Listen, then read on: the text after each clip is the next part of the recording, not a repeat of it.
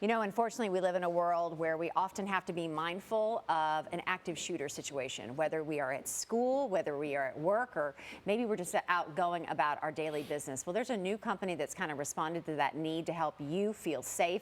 It's called STAT. It trains individuals, employees, and schools on what to do in the event of an active aggressor. Joining me to tell us a bit more about what they can do for companies, STAT founders Dale Massey and Eric Culver. You know, it's sad that we have this in our world, but my goodness, to have somebody to turn to say, what do we do to prepare in the event? And I bet you guys are getting a lot of companies come to you say, help us be prepared. Yes, we do. It's happens far too often. Obviously, in the society we live in, it's an event that happens with more and more frequency. Tomorrow is unfortunately the one-year anniversary of Old National Bank, right? Yeah. And later on this month, it's the 25th anniversary of Columbine. So as these events... 25th anniversary. Yes, and I feel like that was the first one that really started it, that we thought, now that's not going to happen again. Yeah. And look at us now. Absolutely, absolutely. So mainly you all work with companies that approach you right now to train companies, individuals in those situations. Where do you begin? And what kind of take us inside what training you provide for people so they feel like they have a little bit of peace of mind in case this happens? So typically we'll get a request from some type of business or corporation, and they'll ask us to come in and provide training.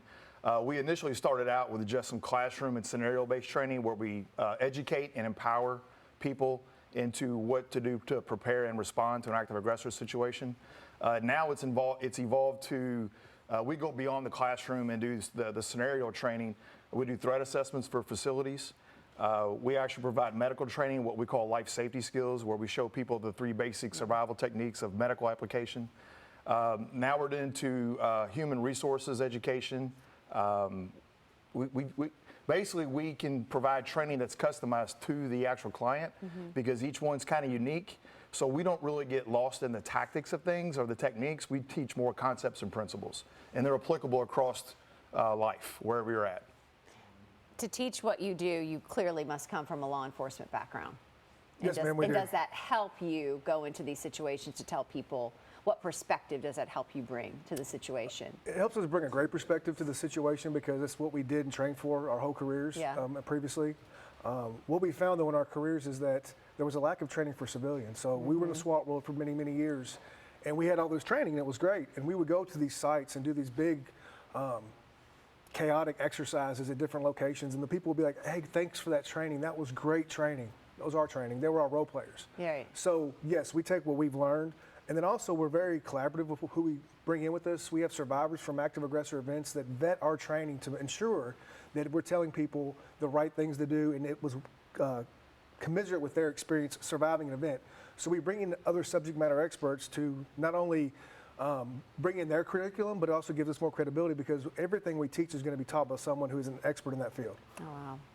What benefit do you think this gives to companies that hire you? We look at it, number one, we want to be positive. We want to make sure we understand this is a scary topic to discuss. Sometimes it's depressing, but we want people to be educated and empowered to have the power to know what to do.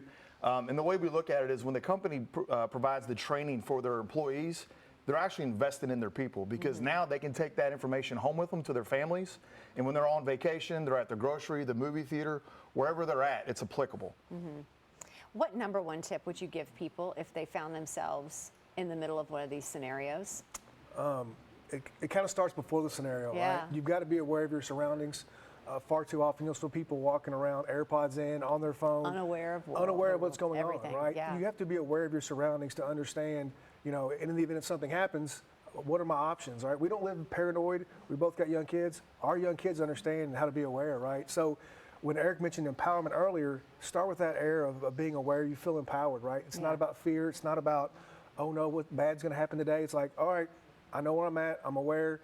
And the second thing I'll tell you is just make a decision. The good thing about making a bad decision is you can fix it.